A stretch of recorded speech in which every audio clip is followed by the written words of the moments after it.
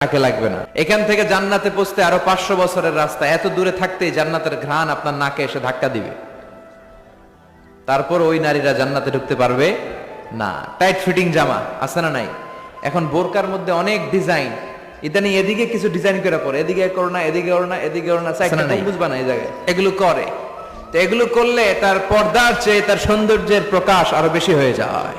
এরপরে বিশ্বনবী নিষেধ করেছেন, ঝাঁঝালো পারফিউম দিয়ে বেরোতে নিষেধ করেছেন। আমার বোনেরা, নিজেদেরকে ক্লিন রাখবেন, পরিচ্ছন্ন